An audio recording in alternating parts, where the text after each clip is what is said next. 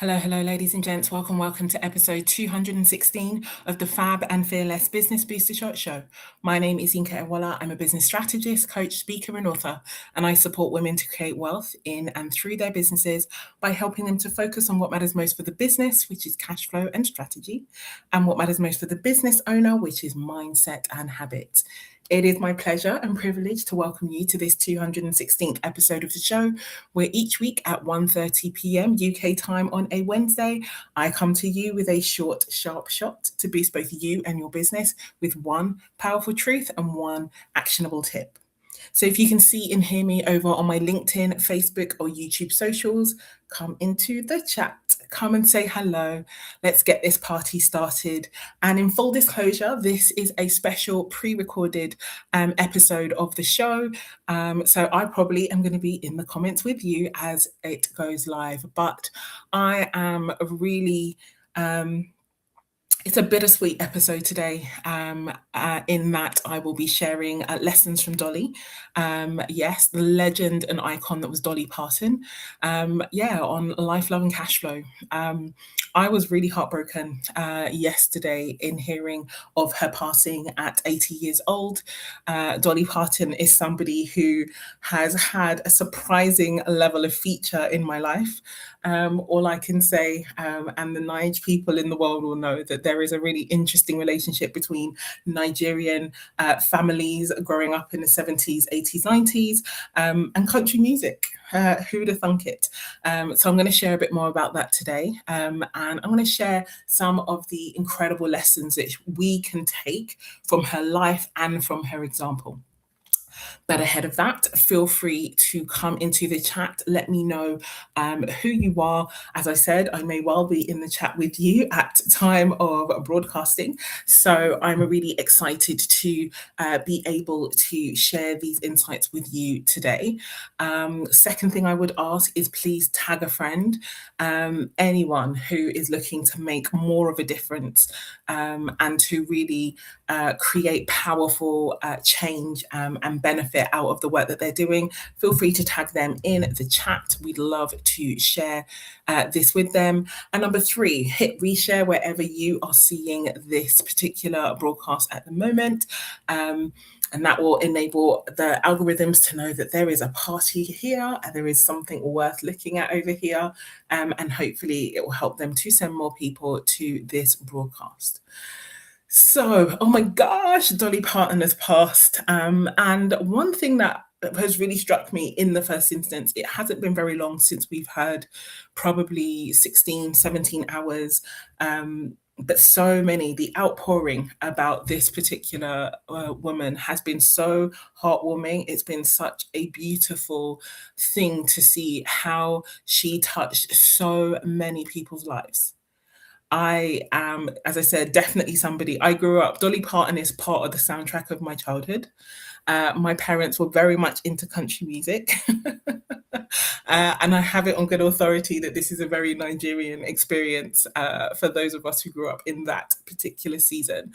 So yeah, Dolly Parton, Kenny Rogers, all of the country greats are very much a part of my childhood. Shout out to Don Williams. And again, it's so interesting given the history around, white country music singers and, racism, all of that kind of stuff. But that we'll put aside for a second because Dolly truly stood head and shoulders above the rest.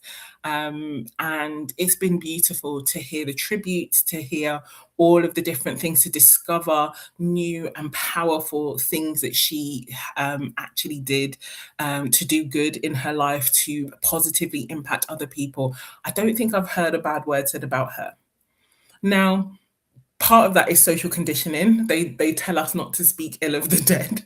But that part of that is also because of how she lived her life. She was 100% somebody who was very intentional about creating positive change and just being a good human to people. One of the first lessons that I really take from Dolly Parton, and you will laugh when I share this, but I love the fact that she was just her. She was this little pocket rocket, blonde, busty lady who probably was told many times how to dress, what to say, how to be, to, get people to take her more seriously. And she didn't listen to any of them. I love that she wasn't about trying to be like anybody else. She was just about being like her. And I really respect her ownership of that choice. She didn't try to um, do more, be different. No, she was really about making sure that she was authentic to what she liked, what she wanted. Um, and I think that's really important. I saw a post a couple of days ago where somebody was sharing how it's impossible, to win with people online, or, to win with others, because no matter what you do, someone will always complain, someone will always have something bad to say. And I found that really interesting because I can definitely see from Dolly's life, Dolly was never trying to win with anybody other than herself. Like, she wasn't trying to get accolades or applause. She did things in line with what she knew a good human would do. She wanted to help people, so she helped people. She was asked a number of times about, her politics. She decided not to respond. She said that her lane was elsewhere. And, it's I totally get that, people may well have thought, well, not making a decision or not taking a side is taking a side. But she decided that she wanted to make sure she was focused on where she could do most good. And I have a lot of respect for that. She was never actually somebody who was a bystander in the face of injustice. She did so much for so many communities. And it's a beautiful thing to see how she really took her resources, her influence, her voice, and raised all of that for good. And so, lesson number one is a very interesting and important lesson, but it's one to remember that your most potent and powerful change is going to come by you being you, not trying to win with others, not trying to score points, not looking for the applause, not trying to seek popularity or put yourself in a role or a part, but to actually sit authentically in who and how you are, and to focus on what it is you came here to do. That is something that Dolly absolutely taught us. And yeah, I mean, we could not be more different. Dolly Parton probably wore more makeup in a month than I probably wear in a lifetime. But I love that for her. I love that she was unapologetically herself. And I hope, the generations that have passed who ask themselves, what would Dolly do, are really anchored in her a lesson, an example of self affirmation, of self acceptance, celebration, and love, and are really bold and courageous enough to be themselves in the way that they need to be. So that was the first lesson I wanted to share. The second was really a lesson in love. And this is a much more personal story, certainly for me. Dolly Parton absolutely taught us that love is a verb, it is an action word, and it is something that is felt. It has impact. There is no point, and this is a biblical principle as well. There is 0 point telling a hungry person, like, God be with you, like, God bless you, bye, and not actually feeding them. And Dolly Parton did so much to ensure that her love was felt.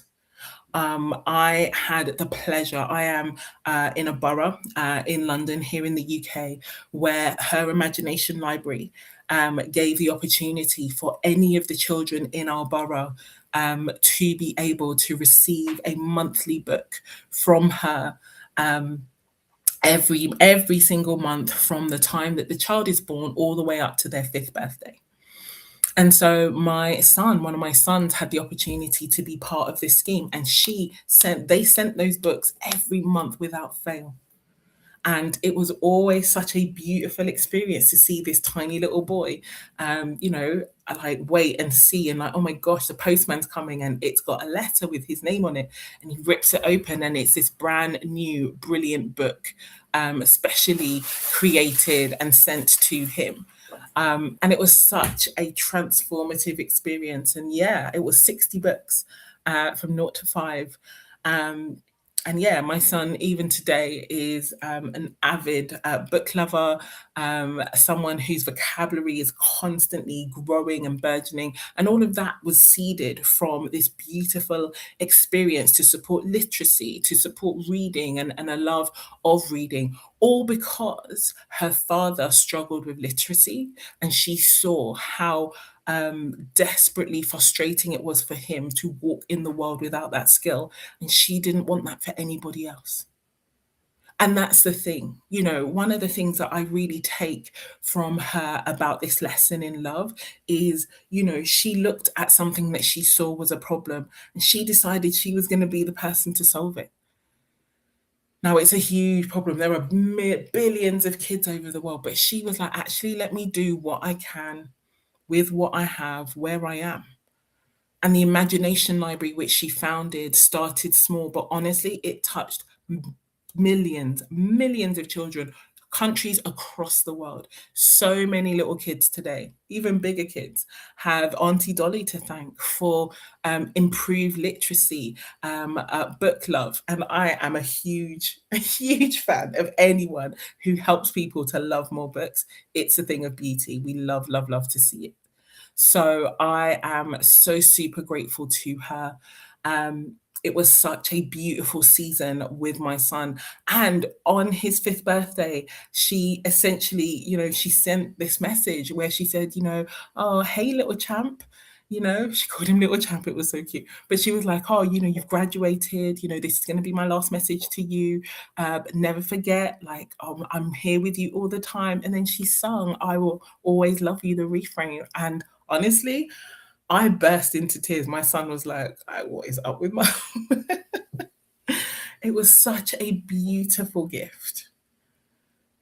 She didn't just send him out into the world and be like, yep, you've had your 60 books, bye. She declared with, one of the most famous songs, the song she wrote that Whitney made famous. And then she retained those, publisher rights, and then took that cash that she made and reinvested it in Black neighborhoods in Nashville.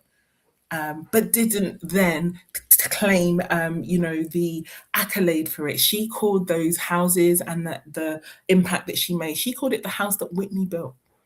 That was the kind of person she was and she showed herself to be. Dolly Parton was the epitome of love that you can feel.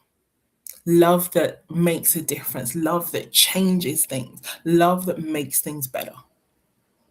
It wasn't the kind of love that hurts. It was a kind of love that heals. The kind of love that passes all of understanding, the kind of love, honestly, that's stronger than death. Her legacy lives on because she was about her mission and she was about making sure that the love was felt and it was clear and it was available and it was a thing of beauty. And so I'm really inspired. Dolly, and again, her next lesson, which I'll share a bit more about the cash flow, was very much that love that isn't felt needs to do better. It needs to do better. It needs to do more. That love truly, that is going to make a difference, needs to be different. It doesn't have to be ostentatious. It doesn't have to be flashy. It gets to be really simple. Giving an infant a book, giving a toddler a book. When they had, I believe it was wildfires that tore through the Smokies back in 2016, Dolly didn't bother with like press releases and what. She just decided that she was going to directly fund families. She sent $1,000 to hundreds of families for 6 months in a row to help them with essentials. The story only like came out after the fact. Like, she wasn't about everybody knowing and everybody celebrating and everybody cheering for her. That wasn't her energy. She was like, they need help, I can help, let me help. They need help, I can help, let me help. Oh my gosh, I feel really emotional. She was just somebody who taught us so much about being about it rather than just talking about it all the time. Over the weekend, I had posted that allyship that costs you nothing isn't allyship. Like Dolly really, really went for true allyship. And it cost her so much, which leads me to the third and final lesson that I'm going to share today in this special pre recorded version of the Booster Shot Show, which is about that cash flow. Because Dolly Parton was somebody who gave away hella cash. She could very easily, it's very, by the time we add up all the cash that has passed through her auspices, it was well into billions. But she never kept a billion. She never held on to billions. She wasn't about being a billionaire. She was about helping people. She was about using cash for good. You hear me banging on about this all the time, about the power and the importance and the impact that is made when more women have more money. And honestly, someone like Dolly Parton really, really shows the power of women with intention having cash. Like there were so many lists, and shout out to Tori Dunlap. She posted just a few things that Dolly did that I'm going to share with you now. And it just really, of course, Imagination Library.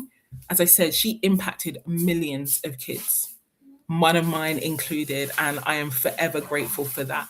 But she, in the 80s, she paid £500 to seventh and eighth graders who stayed in school together as buddies.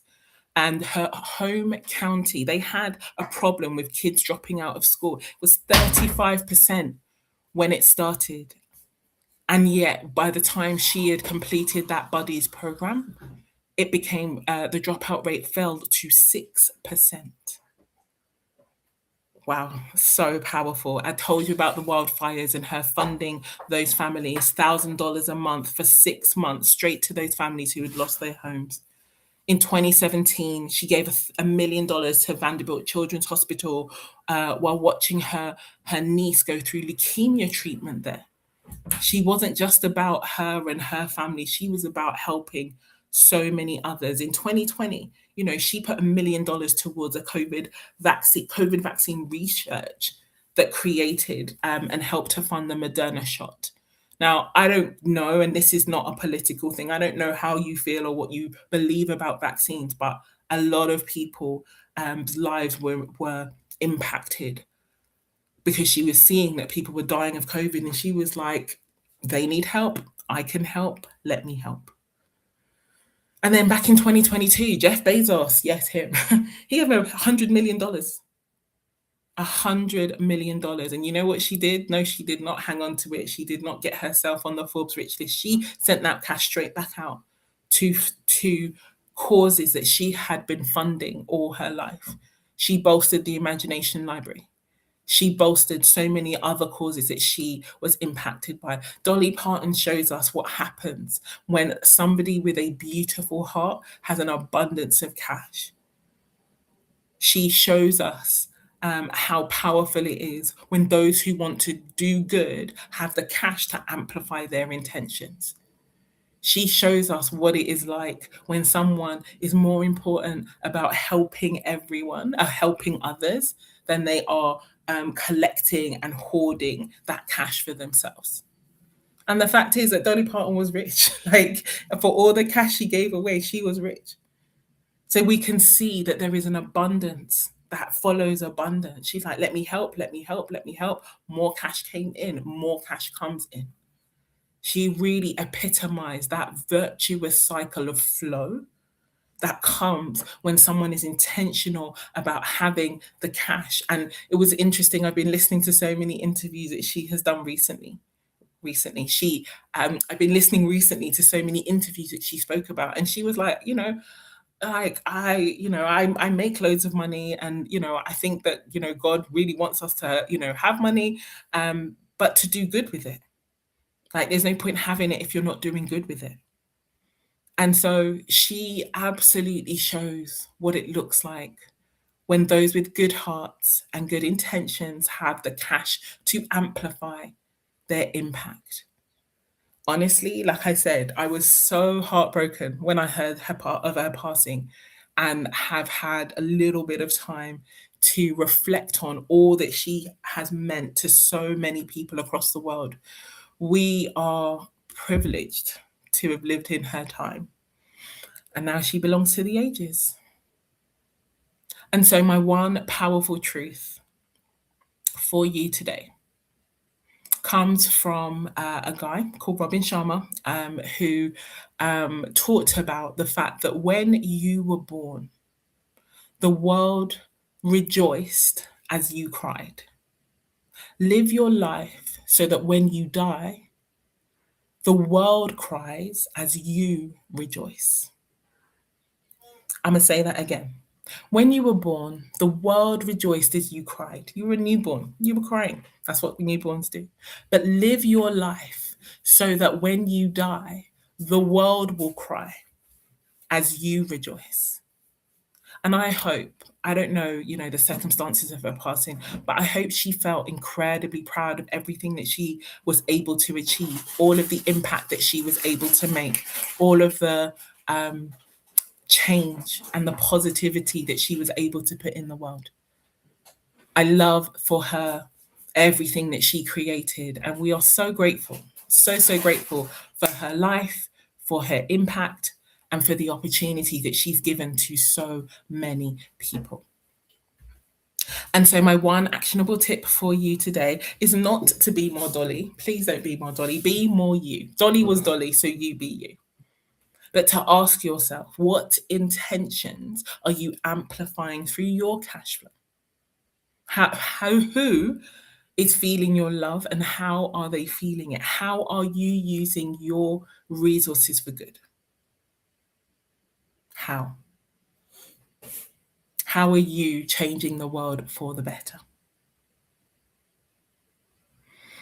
And we send love and we send prayers to all of her friends, her family, and we appreciate everything that she has given to us and taught to us. So, with that, ladies and gents, I am going to sign off at this time. Please come into the comments, share your biggest takeaway, and I look forward to seeing you in the spaces. Take care, have a good one. I will see you all soon. Bye bye.